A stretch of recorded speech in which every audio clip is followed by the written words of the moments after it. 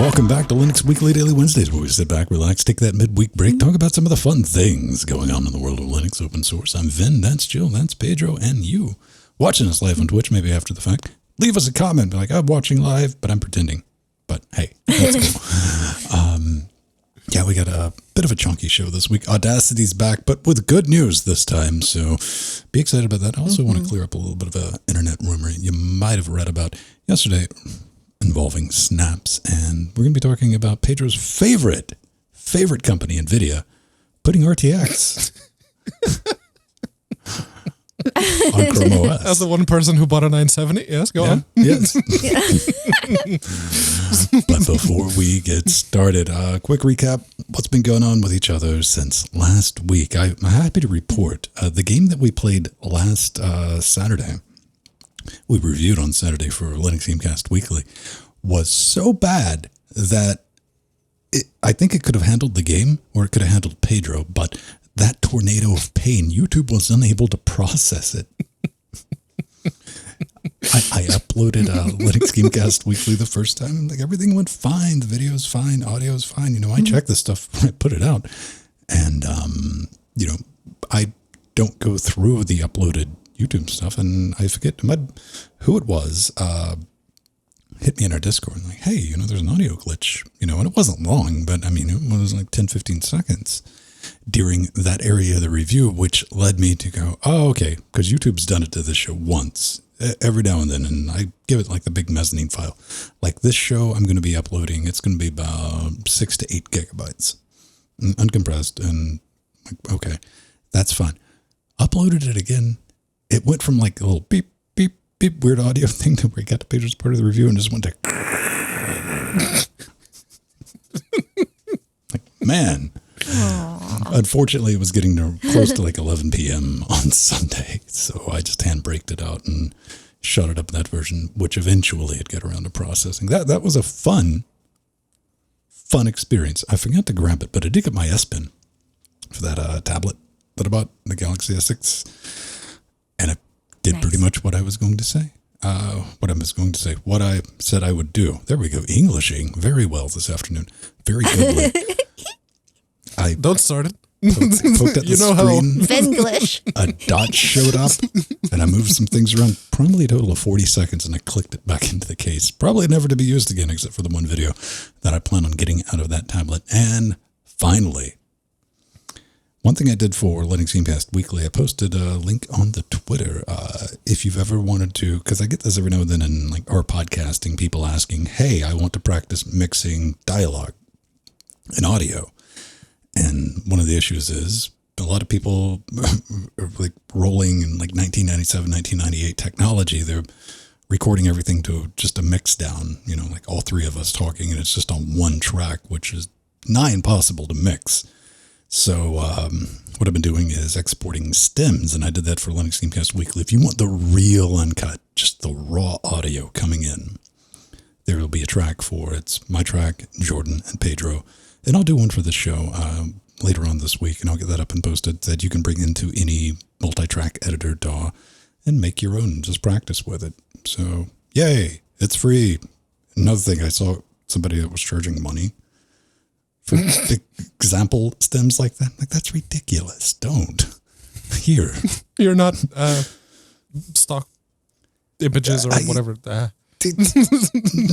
Why would you charge people for that? So yeah, they're free and available. You might not like the content, but the quality of like the recording will be there for you to play around with. What about you, Jill? Anything new? Oh, well, I've just been enjoying the Olympics tremendously. You know, gymnastics, swimming, surfing, beach volleyball, and one of my favorites, dressage. I got to watch horses dance, and that was awesome. I love that. Equestrian is cool. Bet you didn't know horses could dance, did you, Mateus?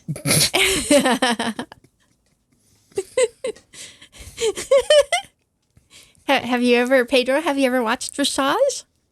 No. Oh, okay.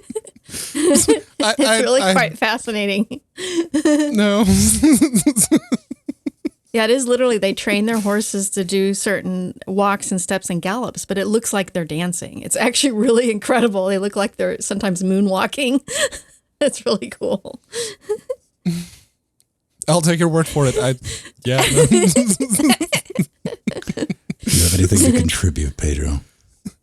I played Dark Souls 3 yesterday successfully. I saw that. Unlike last time.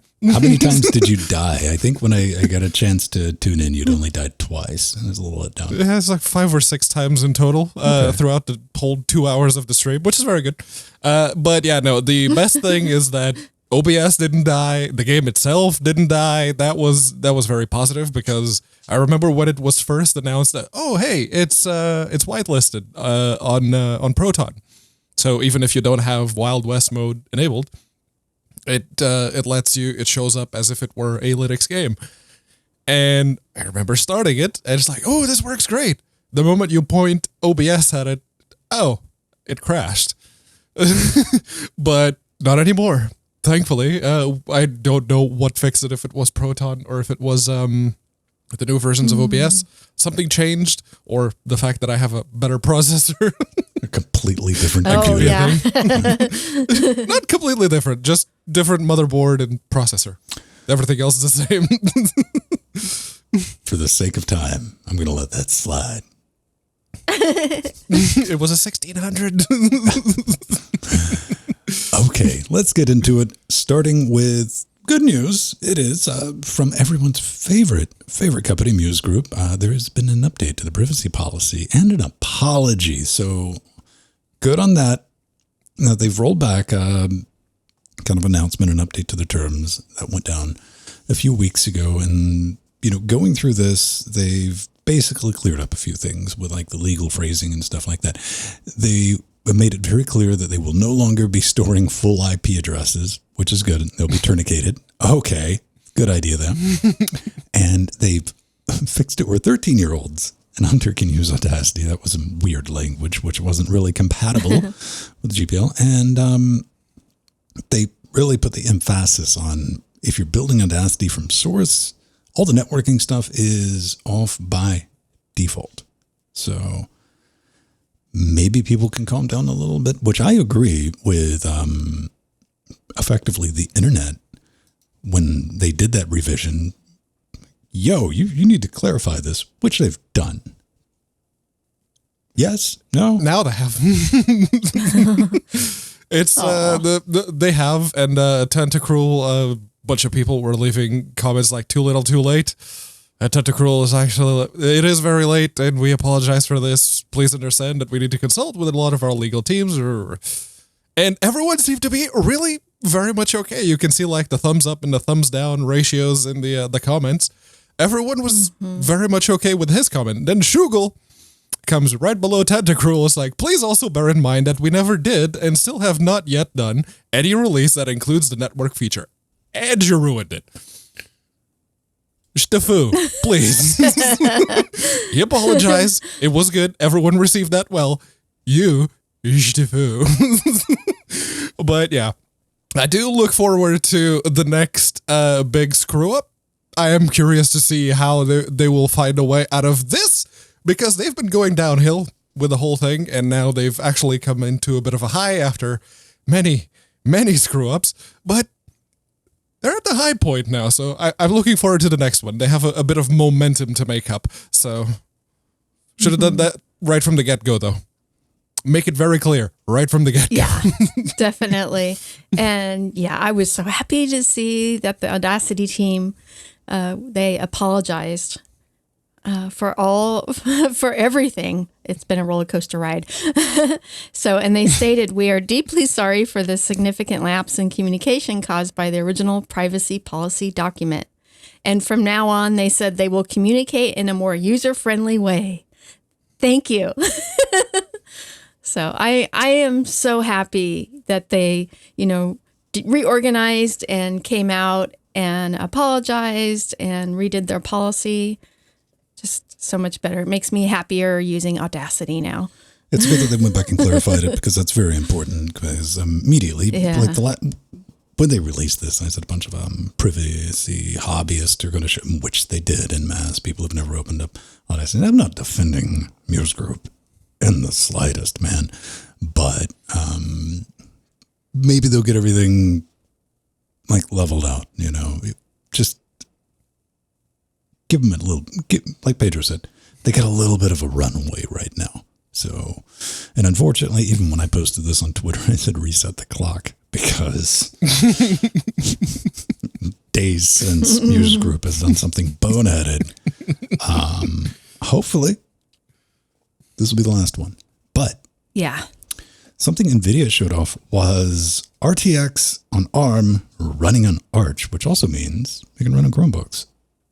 Yes. And we talked about this last week about they were running the Youngblood tech demo on Arch on an ARM processor with a 3060. And now ARM and Nvidia gaming Chromebooks are in the works. Calling it a gaming Chromebook, probably, you know, this is going to give people the wrong idea. Me. I must be dreaming. Because what this is actually a very powerful, if they actually do come out, and I have no reason to believe that at least a couple of models won't make their way out. Probably not with a full-on 3060 like they were doing for the presentation, but with one of the mobile variants. I want to live in the world where I have a $200 Chromebook with a 3060 in it. A GPU more expensive than the rest of the computers. Yeah, the 1650 would work. Even if it is like the first version, although it would be better if it was like the 1650 Super, since it actually has the new NVENC and other things. Yes, Nvidia, you really dropped the ball with that one. But yeah, the ARM stuff and having that kind of performance on a Chromebook, they'll probably end up being more expensive, but it'll make them a heck of a lot more appealing because right now the ARM Chromebooks are getting that short end of the stick. This looks good. This looks very good. Pedro, who in the world would want a gaming laptop that could run for a week on a charge? That's crazy talk. To be fair, a lot of people want that. That's like the holy grail of gaming laptops on the internet. It'll get lonely not being plugged into the wall. It needs the power charger. It's like it's an emotional support energy brick. I myself am looking forward not to carry around a beast of a gaming laptop. So this is actually this is so awesome. But we are, we're definitely going to need greater storage capacities on our Chromebooks. If you've tried just downloading just one game running Steam on an x86 Chromebook, it can wipe out the low capacity hard drive in a second. What are you talking about? 32 gigs of eMMC is plenty for everyone. Yeah. And this is true. Even if the ARM games are streamed, we still need higher capacity on our Chromebooks. I don't know. You got to get an SD card. That's it. Yeah. What I really want to think about is what is Nvidia really up to? Because we all know Nvidia is going to, they've already released Tegra. They've shown that they can build something. Go grab a Switch if you want to see what their technology was almost 5 years ago at this point. And with the acquisition-ish, if it eventually goes through of ARM, they're 100% Nvidia is going to be going the Apple train of, Apple releasing the M1. Mm-hmm. They're going to be making their own SoC to put in things like this, and they'll probably have it, and because they have an Nvidia Shield, not that one, the other one, no, not that one, or the other one, the third one, yes, that Shield. The Shield. Yes, okay. the Shield. Yeah. They'll probably call it the Shield. But I think it'll be a different class. It's interesting to see something like a Chromebook, but I definitely see because Windows 11 is going to be capable of dealing with big little design. That's one of the big issues of like throwing Windows 10, even Windows 10 for ARM, on a Pi. It doesn't know what to do, and for like power saving, it's not going to be there. So if we have something built, maybe that'll work. I don't know. Like a laptop, this is foreign territory for me because I don't have a powerful beast of a gaming laptop. I don't have a laptop. I mean, I have laptops, so I don't carry them around with me. Just have a tablet. So this is going to be more power in mobile. That's what I'm really curious about. You know, having a 10-inch device capable. Like, oh, if I want to? Okay. Yeah. And I don't think the gaming ones are going to be necessarily on or a Chromebook. It'll be a different breed. It's something more of a hybrid. Yeah, probably. Because Chromebooks are really geared to be used with online connectivity, maybe saving some documents. Pedro was holding They up already shield. made a gaming tablet, technically. But yeah, so we were talking about the Shield. And yeah, this looks... The future of this, if Nvidia keeps going the way that they've been making moves to, DLSS coming to Linux, and now a full-on 3060 working on a MediaTek processor, the future Shield tablets might look very nice. So what if you get a device like that and it comes with lifetime free GeForce Now streaming? That's probably going to make it more expensive, but that would be amazing. A lot of people would be just, let me just grab a Bluetooth controller, pair it up, and away we go. What are you talking about? Nvidia only makes low-cost hardware. 3090 would like to work with you. Joe, what were you going to say? Oh, just that it'd be nice to have more than 2 hours of battery life on a gaming laptop. Yeah. That's like one of the biggest things with why I don't look around a laptop. Usable. You can get through. What do you think usable for a laptop? And I'm talking about reasonable screen brightness. Say 40, 50%. Doing your normal task. What are you averaging, Pedro? Out in the On that one that I put together off eBay, I get 12 hours of actual use connected to Wi-Fi with 10% screen brightness. No, see, that doesn't count. Yeah. Okay, this is my... But yeah, at like 50, 60%, Yeah. it goes for about 8 hours, 8 hours-ish. 7 or 8 hours. That's, Yeah. one good thing It's a 98 watt-hour battery, so Yeah. it is chunky. but like with a tablet or a Chromebook, one thing I like about tablet, I can go a couple of days. Yeah. Yeah. That's the big advantage. It's when I the arm remember right to there. charge it. It's not better get back to the charger at the end of the day. My new MSI Prestige, I get about 6 hours, and that's with gaming with the 1650. I've been really impressed by it actually, but it's not normal, and it's the state of the art. So, It's pretty decent. Now, yeah. Android apps. Pedro, you bought a Pine phone. Wait, you did. Pine time. Okay, you bought the expensive Pine phone with a keyboard. Well, I also bought the Pinebook Pro, yes. This one isn't specifically targeted at that. It's more very much targeted at the Pine Tab and the Pine phone and all of the other phones that are trying to run Linux on them. And if you've played around with that, you probably noticed, the software selection is a bit limited. Maybe you'd like to run some Android apps, and maybe you even loaded up the original Nbox, and you noticed, this runs like poo-poo. Well, you're not alone. And the fine people behind the Nbox Halium branch decided, let's just call it Waydroid.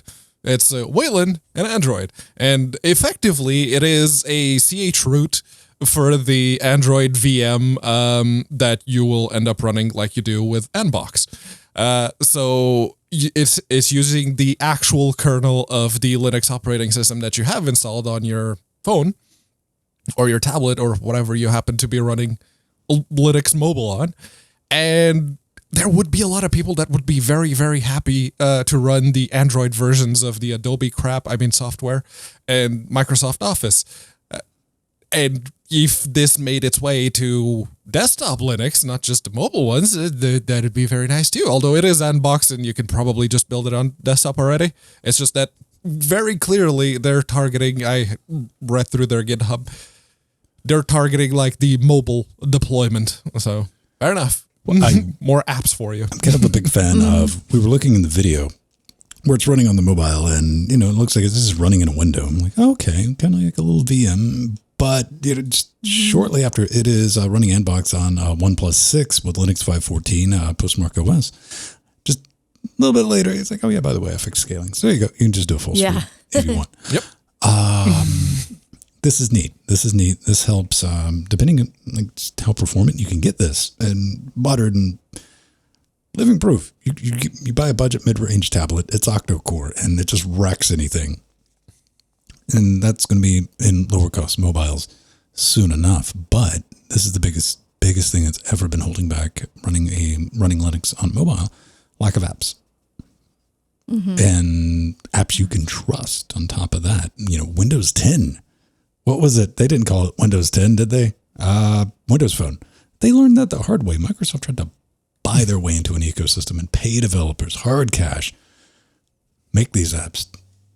Didn't happen. But if you're able to tap into that pre-existing ecosystem, like Play Store, F-Droid, anything like that, it's going to be pretty interesting. Yeah. Well, this is actually really great to see a Wayland port for an Android emulator. We need that because eventually most Linux distros will be using Wayland. And I'm actually looking forward to seeing the progress on Waydroid. They said they're going to have an easy-to-use installer, which is in development, as well as the ability to let Android apps run as if they were native apps. And that's excellent. Yeah, because then you don't even have to fool with the OS. You could just launch the app. It was cool. It removes that abstraction layer to very much allow you to run with near native performance. You're still running Android, which is a JVM, so there's that. So we're eventually, if not already, we will have the diehard community of like, I only run native apps on my Linux phone. There would need to be native apps for them to run for that particular community to exist. You say that like it'll stop them. Won't even slow them down. They'll try, and then they'll realize, oh, right, I can only make calls and receive texts. They're having their next meeting Tuesday. I mean,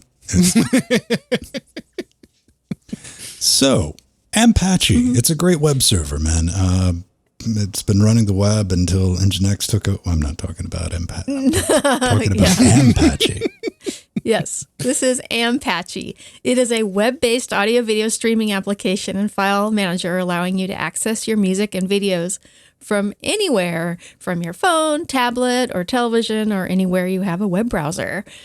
And what's really cool is you can stream your music to your preferred player, control it with local play, or directly listen on the web page with the HTML5 player. And you can also synchronize your local and remote catalogs to one collection. So this is, one music and video streaming location to be the one ring to be them all.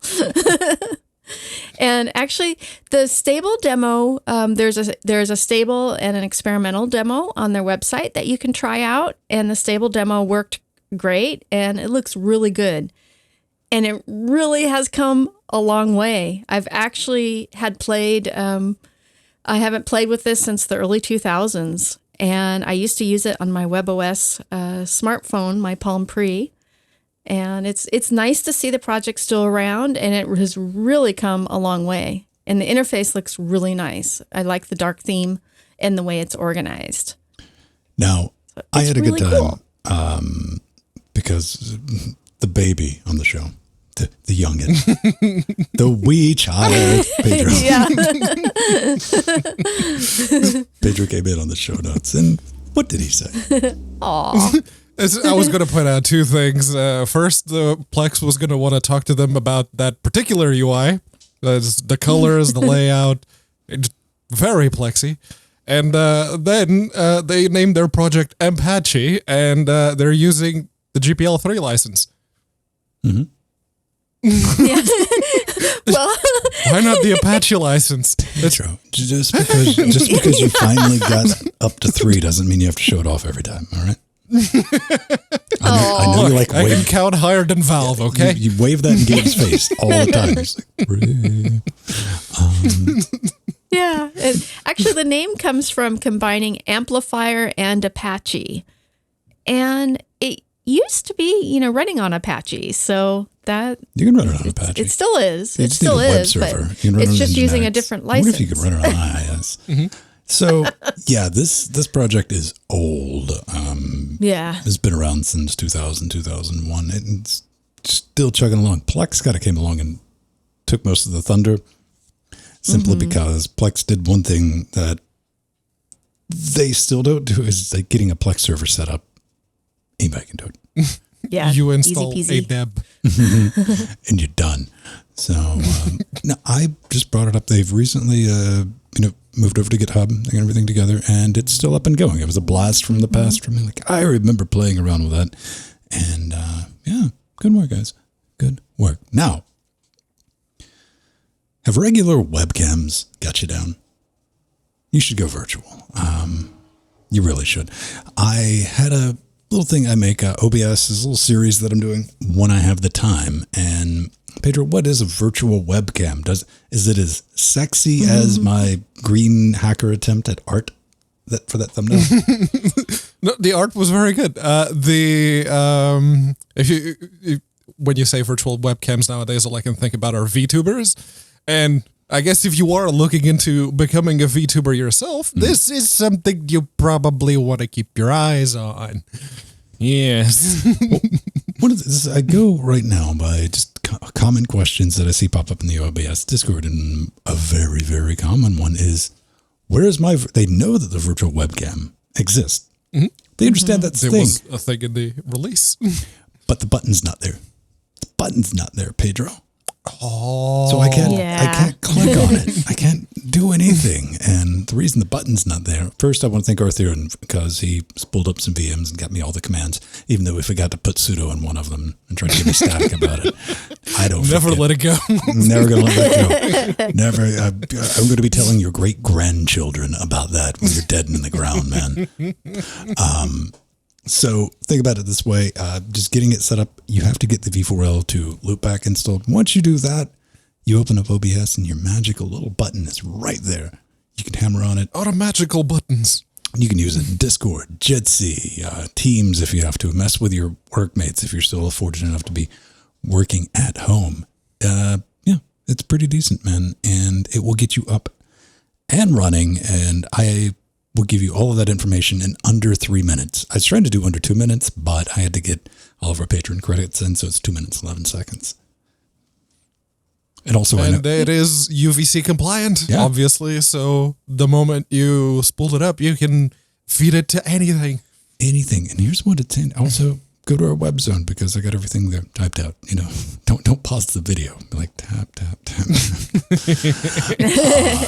Definitely walking you through the whole thing. But use cases, legitimate one.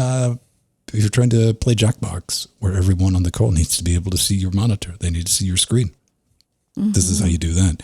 If you want to show somebody a video, or if you're trying to give a presentation, there you go. You can get your presentation set up in OBS, all of your scene transitions, browser sources, Excel, or whatever you're using, and just send that right to their camera. Yeah, it's pretty tight. I like it, and it's an updated video from the first one I did like 6 years ago. How to create a virtual webcam on Linux, which has tens of thousands of views. So now it's updated, and apparently it still works because I got a comment a couple of days like, "Hey, great, still works." Of course it should because it's just telling you to do it with the command line. I'm just glad that the OBS project has got it down to a button. To a button. Yes. It's a button. Yeah, it's so much better. I don't know what's going to be up next. I got a couple ideas for the OBS and Linux stuff, and yeah, I'm just trying to make some stuff to help people get into Linux, making stuff. What? I have a suggestion. Oh, no. How about you try building OBS in Haiku? Oh boy. Now, you might be hearing the dulcet tones of our edgelord hipster Mac operating system. It's like, Linux is too mainstream, man. I am running Haiku on bare metal, specifically a ThinkPad X240. Everything works except for, the things that it still doesn't do. And there's a new version out now. It still doesn't fix that thing that it still doesn't do, but they do have some improvements. They have It's got audio drivers. It's beating Linux, right? Yes, the sound actually works in Haiku, which is surprisingly enough. They have a better installation process, and especially the issue was with the disk partitioner. Now you don't have to remember the incantations that you needed to recite every single time you tried to install that onto physical media, and then the installer would say, yes, it was installed successfully, even if it wasn't, and then when you reboot it, it just wouldn't boot at all. So, yeah, no, that has been improved. I look forward to trying to do a fresh install, although I'm already running this version. This is just the media release. It is the roll-up of all the updates into an ISO that you can go and play with. And you want to talk about stuff that is permanently in early access. It's not just video games. No. Haiku, right there. And the thing that I wanted to work is hardware acceleration. Currently, there is none. And they have some improvements for hardware drivers with a focus on performance on Nvidia graphics cards like the GeForce 6200 and the GeForce Go 6400.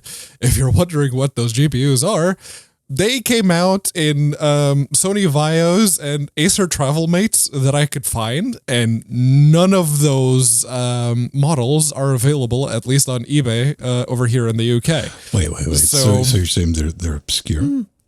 Completely. Sounds like the perfect hardware.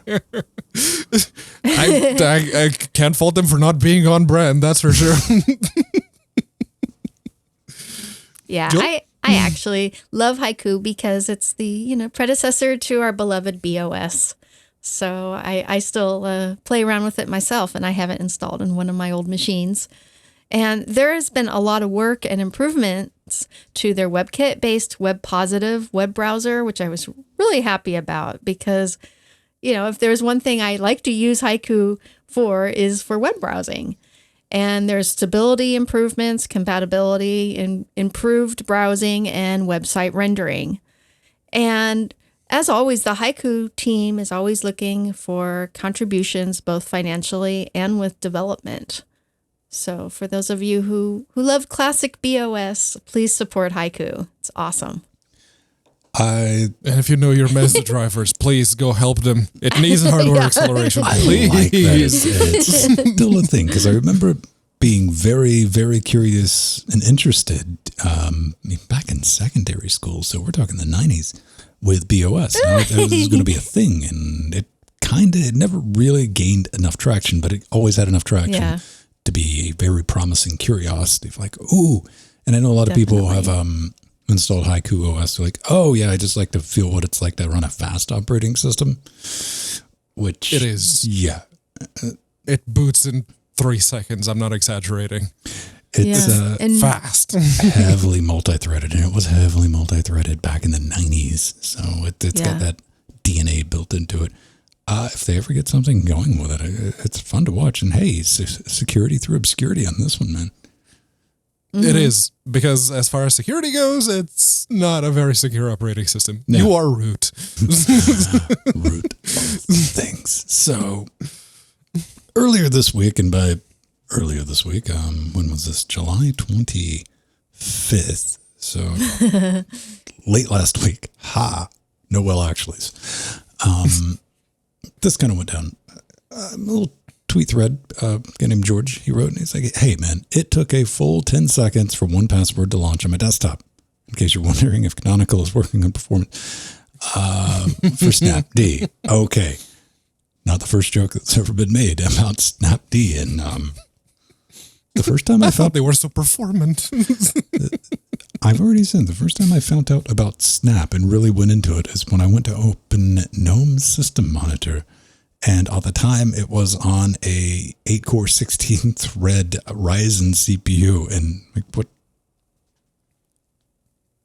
is the light? Oh, what's going on here? So I went to check, and I realized that it was installed with Snap. Because it took like 3 or 4 seconds to launch. Enough time for, I don't know if you do that, but my first step before getting to top is I do the lean back, look over for the HDD light. I'm like, are you thinking, son? And, if it is, I'm like, oh, okay, well, let's take a look, see, let's do some investigations. So that was my experience with Top. Apparently, Snap, they've made a lot of attempts to make it faster. But, to follow up with that, Colin's like, maybe it's worth following back. Alan Pope shows up right here, and he addresses Colin and Castro about, too responsive. Is it worth filing a bug? And Pope's like, they get ignored or dismissed. The CTO flat doesn't believe there's a problem. The team is understaffed and there's no motivation from IoT and enterprise-focused people to fix the desktop problems. Been trying from the inside for years. I gave up, Pope, and left. All right. So, mic drop. Very much direct and to the point. So much so that you Reddit wasn't going to let this juicy little bit of drama come away. Yeah. Oh boy, the internet soap opera, also known as Reddit. This was posted to our Linux. Alan Pope left Canonical because of snaps. And of course, Popey comes right in, and what does Pope do? He's like, that's not what I said, but I can see how the short tweet might give you that idea. Probably because that's exactly what you said in the tweet. Yeah. Oh. Just be fair, man. I still think snaps are great and solve real problems. There's a very long-standing frustrating bugs that haven't been fixed, is what I was alluding to which, okay. Yeah. Illusion. I guess you meant left the whole Snap development scene behind.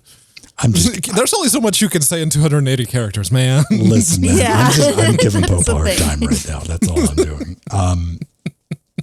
Here's what it is at the end of the day. I mean, there has to been, it wasn't because of snaps. I personally don't know. I didn't like sub girlfriend told me, that's none of my business, man. And I'm not a curious person. But Canonical is definitely focusing on what makes money. They themselves have come out and like, hey, we got to turn a profit. And there's nothing wrong with that. As a company, they need to survive. And yeah, I understand why, IoT and enterprise are not really concerned with what's going on the desktop. They're not making any money off desktop right now. And if the goal is to be profitable, we got to stick to enterprise. We got to stick to IoT. Ironically, where snaps, you can make an argument, makes sense. Mm-hmm. But Pedro doesn't even believe that's the case. No. That's the only case that it would make sense. But yeah, no, snaps on the desktop have been terrible from day one. And as if I needed more validation on just how stupid a concept it was for a desktop operating system to have snaps installed right from the get-go. I'm talking about you, Ubuntu minimal install coming with snapd and 3 snaps. What are your thoughts on Silverblue? Does that just cause you to just curl into the fetal position and start weeping softly while rocking? That's, again, an interesting concept. Just go completely, lean into it, go completely off the rails and do containerized everything. As my Pedro gently weeps. No. See that, if you completely lean into it and you decide, no, this is what we're doing. All containers all the time. Let's go. Okay. All right. That's what you're doing. I'm probably not going to use it, but that's what you're doing. Fine. The snaps implementation, it's not good. It's Canonical's not built here syndrome. They saw what they were doing with the LXC containers, app images, and flat packs, and went, we could do that, but worse. Here we are. I think at the end of the day, because you, along with myself and Joe, we use flat packs almost every day. Mm-hmm. That's not what Valve calls them, but they call it pressure vessel. But it's neutered they snap, runtime snaps, containers. flat packs, They're all there. Mm-hmm. Yeah. But I don't know. I had an engineer, software engineer, somebody would be more familiar with this. This is about my pay grade. I'm just a giant nerd on the internet. Said, put it to me like this, because I've made it very vocal of, I don't understand the containerization of apps on the desktop. and I always go into a situation like this, like somebody explained to me, I'm right. And no, I'm accustomed to being wrong. And it was put very succinctly. It's like, Canonical has very good engineers. Red Hat has better ones. I'm like, oh, okay. It's like, yeah, use Flatpak. It's like, all right. And it looks like Flatpak is going to be the one that for where it will be adopted, that is going to get the adoption, I think, because... And it performs a lot better. I don't know. And they actually listen when people report bugs. It doesn't matter if it's a Snap or a Flatpak, though, because something I've seen drug out multiple times. Well, it's easier on the developers. That, sir, madam, is false. That is an untruth. I've seen the nightmares of people trying to package for Snaps and Flatpaks going, what? Okay. Now, maybe if you're completely self-contained, you don't need to access things outside. Maybe. But if you need that's what the kind of containerization would make sense for. Yeah. Might be talking about OBS. Yeah, no, if you need to access any kind of hardware acceleration, like your GPU drivers, maybe the drivers for whatever fancy sound system you happen to have going on. Yeah. Basically anything with the word plugin in it, probably about done. Unless you're going to be including all of the plugins ever made in the history of ever. Okay. Well, or you just give them full file system access. So on the positive side, Snaps, Flatpaks, and app images all provide more choice of installing apps on Linux. And that's the beauty of Linux. We have choice. So if you don't want to use Snaps, you can use Flatpaks or app images. App images are kind of my personal favorite. They've been around for years and they work really good. But I also enjoy Flatpaks, and I've occasionally installed Snaps, mostly for testing. But I have done that. And there's actually huge potential for Snaps if Canonical would focus on fixing its bugs, like Ven and Pedro were saying. They just need to focus on cleaning up the code on Snaps. On the desktop, I'm just never going to feel it. And I've seen too many people that just agree with me now that I'm trying to convince anyone. I don't see the use for it. App images make sense if I need to try it on an application, and if I need to install it. Good luck finding outside of Silverblue. I know IBM's like, yeah, we got you covered. Ha ha. It's already built in, but I'm not installing the Snap Store, the Flatpak Store, whatever. And no, just get off my lawn. Ha ha. But hey, come get on my lawn by becoming a Patreon. Patreon.com/Linux Gamecast. That's how we finance our shenanigans, our nonsense. But we all do some educational stuff like the OBS series. We do a gaming show. We've been doing a gaming show longer than Steam has been available for Linux. We're not just trying to get on that sweet. Full 2 years before that. Yeah. Old school. We might even know what we're talking about sometimes if you squint. And we appreciate all of your support. That is how we finance the hosting, all the production. I like to think that when it comes to how we look, how we sound, we don't look good and sound good for a Linux show. We look good and sound good, period. And it's always a good demonstration to say, oh, Linux can't do X. Counterpoint. And they'll go scroll away and click on some next buttons and feel warm inside. So, yeah, stick around for your names in the credits. If you are a patron, you get some bonus stuff. We got a big, long, honking show. This is just the middle part. We got a pre-show and post-show podcast. Just for you, along with the video, you get access to our Discord. We hang out in the Discord. That is our Slack. That is our Teams, whatever. That's where we're at. That's where we have conversations that should probably be private, but they're really not because we just talk in there. And it's a gang of Linux-loving miscreants that love a question.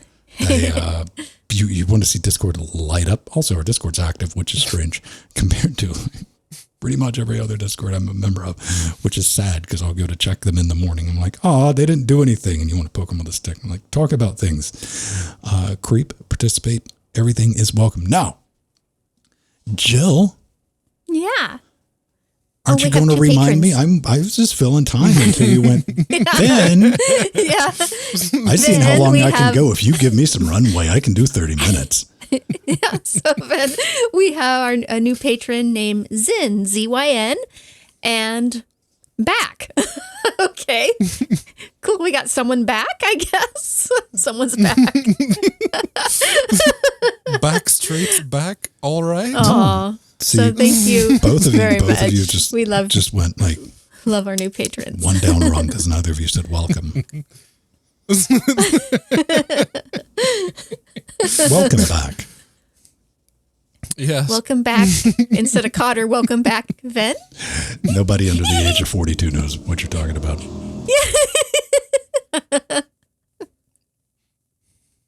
So, yeah, two new members, and thank you very much for that. Stick around for your names in the credits and all the other fun stuff. Now, Pedro. Tomorrow's Friday. Not tomorrow. Yes, tomorrow's Friday. Yes, whatever. No time machine. We're not allowed to talk about that. Oh, I'm just going to sleep through. Okay. What? You didn't listen to the last surprise coma. I didn't hear a complaint. Now all of a sudden there's a problem? It's fine. It's okay. Nori said it was awesome. Minus the drool, but awesome. Outside of that. She got to have a me day. Well, her day. So this Friday, last Friday of the month, we always try to do a little get together, invite everybody to come hop in, do something with us and, to participate. Now, I do want to point out, because everybody wants to stay up until midnight Eastern time. We do this every Saturday. We have the after shows, and we're probably a horrible idea, but I think it's a fun way to learn about your community and just get to talk to people and build that structure. Is we just invite people on the show. We're like, all right, main show's over. Come on, let's talk. Let's play some games. But we do this at a more reasonable time. What time are we going to be doing this? Pedro sets the time on Fridays when we do this, and he's participating.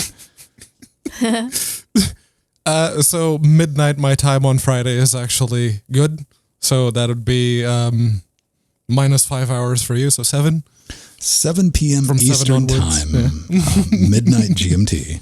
You're on GMT, regular, not plus. Yep. Yeah. So it's GMT, but daylight saving. So it is UMT? don't. We're just going to get confused and start talking in Yeah. Russian or something. And that's going to be 4 p.m. California time. I do believe 4, 5, 6, 7. Yeah. That sounds. Yeah. Yep. Yeah, Minus 3. that's correct. 4 p.m. Minus 3. Pacific. And if you're on Mountain Time, and nobody knows. Ask Linux Neuro. He probably It's knows. 5 p.m. Mountain Time. Here's a pro tip. If you're doing a show or a stream from Mountain Time, don't use Mountain Time. Because nobody's going to know when you're finished. Pick Pacific or pick Eastern. That's what everyone else knows. Use GMT. I can do GMT in my head. Mountain Time. Like, what? Or Central is 6 p.m. That goes double for Central too. You people in Central Time, take a side. Take a side is all I'm saying.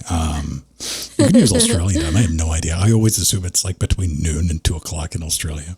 Permanently. Doesn't matter what time of day you ask me. I'm like, between something like that. It's like 10, 11 hours ahead. So what we're going to be doing this Friday is something we played around with, just to see if we could get working after failing the first time and realizing it was going to cost like $180 to get everybody in. Trackmania Stadium. Is that correct, Pedro Mendez? Mm-hmm. Trackmania 2. Trackmania 2 Stadium, which is what, like $8? Something like that? It's Yeah, $10 it is the last cheap I one. looked. Okay. Yeah. Wicked cheap if you don't already have it. And it's just arcade racing. It's effectively go-kart racing, but with loop-de-loops, and you can apply skill to it, and you can get serious about it. Or you can do what I do and just scream "wee" a lot and fly off the track. That's what everyone does. And we want you to come say hi. We can have as many people. I'll be hosting the server here, so we'll be doing launch codes. Usually, I'll make a Patreon post with everything that you need to get in the game. If you'd like to join us, you don't need a voice, you don't need video. You'll just need launch codes if you want to hop in and race against us. And there's no Trackmania is interesting because there's no collision, so we can see each other and drive through each other. We're effectively just seeing who can get the best. Everyone's time. a big spooky ghost. Yeah. So we'll be going through, what's the second set of tracks? We did the first set of tracks with Michael and Rohan. The second one. And then it started looping back. Yeah. So we're going to be going through that, and like the green, not the green, the whatever's. Yeah, I think it's the green. It starts with the white and green. then green. Okay. Then I see either blue or red. I'm telling Blue, you what then to play red, around with. then yeah. Yeah. So practice on some of the tracks, whatever. But we were playing that Cup series. It'll take us about an hour, and we'll all try to beat Pedro Mateus. Come wreck the host. Pedro gets playing around, but Pedro just gets quiet. Pedro's like, no, I'm just playing around. LOL, guys.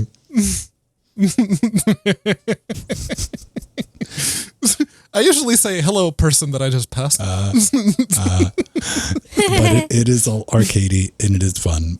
We invite you to come play with us, and we will see you there. And there's no skill to it. I'm playing. All right, keep that in mind. I'm just bounced again. You'll see the car again. 100% honest. Like, oh, there goes Vin flying across there. I'm like, yep. And then you see someone go completely off the rails and just do a loop over a side of the track that there is no loop. Yep. It's like, how'd you do that? Right? It is fun. Racing games are fun. Jill, it is time. Yeah. For the slice of pie. That is It looks like a cherry pie, but it almost look like covered peanuts. Some kind of breadfruit pie. How dare you? That is my world famous kidney bean pie. Ew. Oh, I thought it was they're not the right pomegranate pie. shape. All right. Pomegranate. Yeah, It was what a it looks joke. like. It's made out of jelly beans. Ooh, yummy. Strawberry or cherry Sugar or pie. raspberry? Bean flavored. Bean flavor. No one suspects the kidney beans. So we don't really, this isn't really a pie, but it's small and it's electrical and portable, so I think that counts. Yeah, it's round. With an ARM which processor. is really cool. It's very round. That's what I look for. So this is the Ottercast Audio version 2. It's an open source audio streaming device running Linux created by kitspace.org. And it is based on the SoChip S3 SoC with an audio line out, headphone out, audio in, Wi-Fi, Ethernet, and a USB sound card mode. And it features a web interface, SharePort Sync, a Snapcast server, Spotify Connect, and Pulse Audio Sync and Source. And they're actually currently planning a small batch production run, but you can actually run your own if you like, because it is open source. And yeah, like I said earlier, I'm happy that the Ottercast is around SBC. It's nice not to have the typical rectangle or square, which is really cool. No alpha triangles. This is depressing. No alpha triangles. Dodecahedrons. Where you at? Yeah, and it's really easy to get it going. All you have to do is download and flash an image of the Ottercast amp program. And you can edit it with the config.ini file or via the web. So it's really easy to get going. A couple of things. They make a point. The project leader, what happened to the V1? He's like, we'll never talk about that. Yeah. They are doing an initial batch of them. If you'd like to buy one, that is in the works, but there's also plans where you can, I don't expect anybody to be psychotic and like etch your boards at home that I might have done. But you can send them off to, I'll show you how to do that one day, Pedro. It requires a fish tank. That's why I have a fish tank. Ooh. Okay. More importantly, that's why I had a fish tank in my bathroom. Oh, okay. And red lights. Long story. So you can send these out. You can set the plans and get them stuck together for yourself. Wireless audio devices running Pulse audio. I mean, Pulse gets a bad rap, deservedly so, but I mean, it's pretty good at playing music, right? Mm-hmm. What are you talking about? Audio doesn't work on Linux, and it's all Pulse Audio's fault. Yes. 100%. No, the thing about this that actually caught my attention is that, it's called Ottercast. Does Strider know about this? Strider being the creator of the most famous Otter-based software, Lutris. I feel like Strider should know about this. Yeah. One thing I can say, and I can say this, I love me some otters. Delicious. Yes. You don't eat meat. What are you talking about? Jill agrees. You're they're not delicious. supposed to eat sea otter.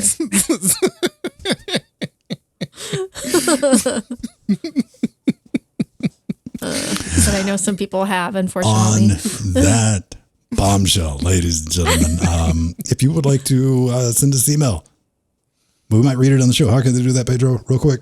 We're running out of time. You can do that very, very quickly by going to linuxgamecast.com, hitting the contact button, picking LWDW on the little drop-down box above the form, and filling out the form. Read the caveat emptors if they think they apply to you. Otherwise, good luck. Credits. Aw. And the otter is even similar. It kind of look a cute little otter in a circular shape like Lutris. Yeah, it's not, shaped like the Master Chief helmet, but that is very... Strider, what are you doing? You gotta defend your trademark, man. I'm just surprised. Nobody at Microsoft looked at Lutris and was like, hey.